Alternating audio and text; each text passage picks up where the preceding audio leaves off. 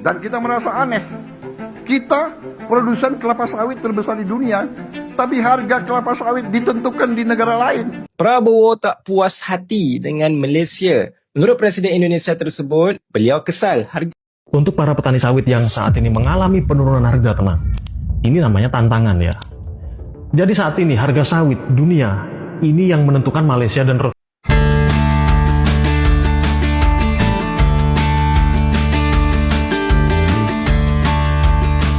Ketemu lagi dengan Rizka Yuni. Malaysia mulai gelisah. Kalimat itu ramai muncul di media sosial setelah muncul wacana besar dari pemerintah Indonesia soal arah baru ekspor CPO sawit. Selama ini Indonesia memang dikenal sebagai produsen sawit terbesar di dunia, produksi paling besar, lahan paling luas, bahkan banyak negara bergantung pada pasokan sawit dari Indonesia. Tapi anehnya, urusan harga global, Indonesia justru belum sepenuhnya menentukan permainan. Harga CPO dunia selama ini masih banyak mengikuti mekanisme pasar luar negeri. Jadi meskipun Indonesia yang produksi paling besar, posisi kita lebih sering hanya sebagai pemasok bahan mentah. Nah, kondisi inilah yang sekarang mulai ingin diubah pemerintah.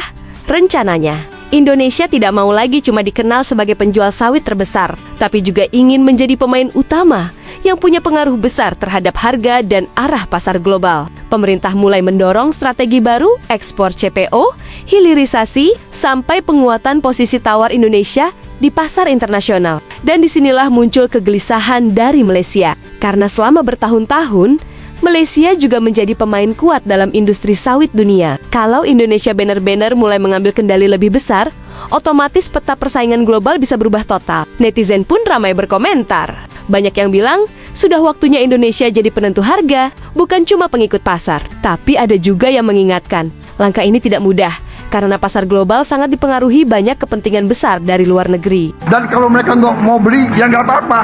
Biar aja itu di bawah tanah untuk cucu kita nanti. Daripada kita jual murah. Dan kita merasa aneh. Kita produsen kelapa sawit terbesar di dunia, tapi harga kelapa sawit ditentukan di negara lain. Saya mengatakan kepada menteri-menteri saya, ini tidak boleh terjadi. Saya tidak mau kelapa sawit kita harganya ditentukan oleh bangsa lain. Kita tentukan harga kita. Dan kalau mereka nggak mau beli pakai harga kita, ya nggak usah beli. Kita pakai kelapa sawit kita sendiri. Kenapa? Nikel kita ditentukan harganya oleh negara lain. Tidak boleh. Saya instruksikan kabinet saya, rumuskan harga nikel, harga emas, harga semua tambang kita, harga semua komoditas harus ditentukan di negara kita sendiri. Untuk para petani sawit yang saat ini mengalami penurunan harga, tenang. Ini namanya tantangan ya. Jadi saat ini harga sawit dunia ini yang menentukan Malaysia dan Rotterdam, aneh ya. Padahal Indonesia itu adalah negara produsen sawit terbesar dunia. 60% ya dunia itu yang pasok dari Indonesia. Dan dari 60% itu kalau di stop total, kiamat dunia ini. Itulah power Indonesia. Nah, hari 900 miliar dolar kita hilang. Bayangkan kalau 900 miliar dolar kita nikmati, kita pakai, negara apa Indonesia ini? Ada under invoicing, ada under counting, ada transfer pricing. Banyak di antara kalian senyum. Mungkin di antara kalian ada pengusaha-pengusaha juga di ruangan ini. Berarti tahu apa yang saya bicara itu keadaan yang sebenarnya, saudara-saudara sekalian. Kita sudah hitung, kita sudah pakai random, kita tahu bahwa perbedaan antara yang dilaporkan yang tidak dilaporkan itu sering mencapai 50%. Yang dilaporkan adalah 50% dari keadaan yang sebenarnya. Pelaku industri sawit di Malaysia melihat langkah ini bukan tanpa risiko. Mereka khawatir pembentukan lembaga eksportir tunggal akan mengganggu keseimbangan perdagangan global, terutama dalam jangka pendek. Jika Indonesia mampu mengatur suplai secara lebih terpusat, maka fluktuasi harga minyak nabati dunia bisa menjadi lebih tajam.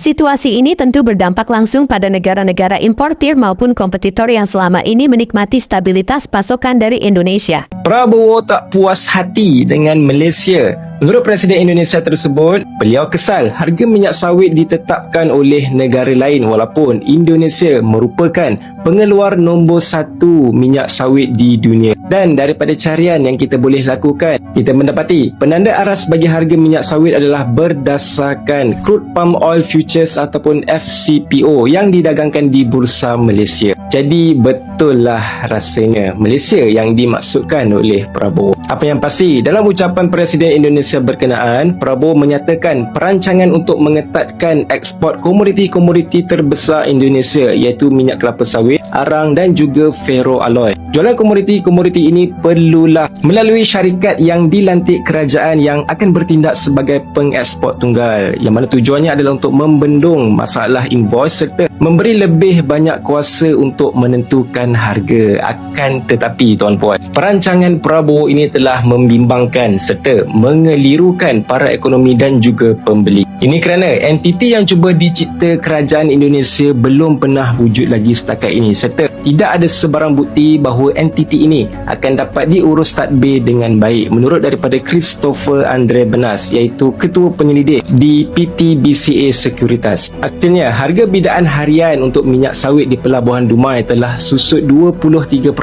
berbanding hari-hari sebelumnya ataupun sekitar $50 untuk 1 tan. Indonesia juga pada ketika ini adalah antara negara yang paling teruk terjejas disebabkan kenaikan harga minyak mentah global berikutan peperangan Iran Amerika Syarikat. Rupiah juga telah berkali-kali merekodkan paras terendah dalam sejarah pada tahun 2026. Dan kita merasa aneh. Kita produsen kelapa sawit terbesar di dunia, tapi harga kelapa sawit ditentukan di negara lain. Saya mengatakan kepada menteri-menteri saya, nampaknya Pak Prabowo tak puas hati dengan cara Indonesia menjual produk komoditi mereka. Produk komoditi ni termasuklah minyak sawit, nikel dan juga arang batu. Kita ambillah contoh minyak sawit Dekat Indonesia ni sebenarnya mereka adalah pengeluar terbesar minyak sawit dan sepatutnya boleh kawal lebih banyak keuntungan harga dan juga aliran ekspor global. Cuba korang tengok pada OPEC.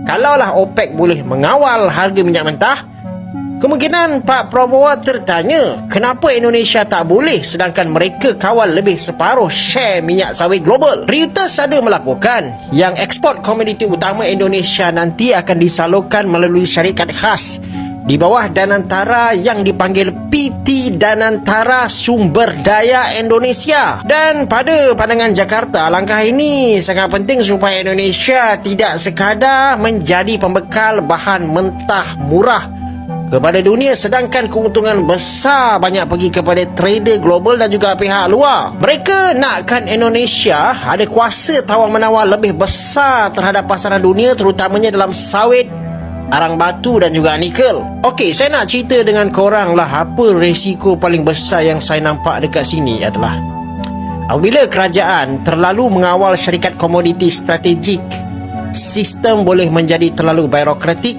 kurang telus dan akhirnya kemungkinan besar terdedah kepada korupsi kronisma serta ketidakcekapan.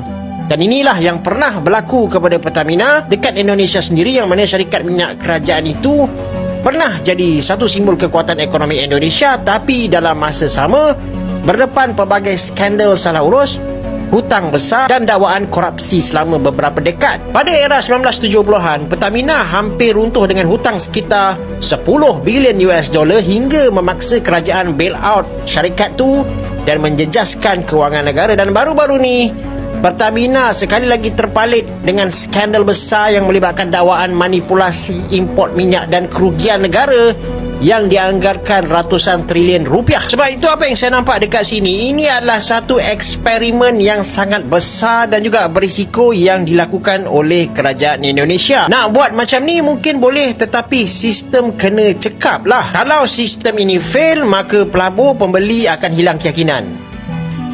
Kalau strategi ini berhasil, bukan tidak mungkin Indonesia nantinya bukan cuma raja produksi sawit, tapi juga punya kendali besar terhadap harga CPO dunia. Bagaimana menurut kalian? Sampaikan di kolom komentar ya. Dan jangan lupa like, subscribe, agar kalian semua tidak ketinggalan video menarik lainnya. Terima kasih sudah setia dengan Rizka Yuni.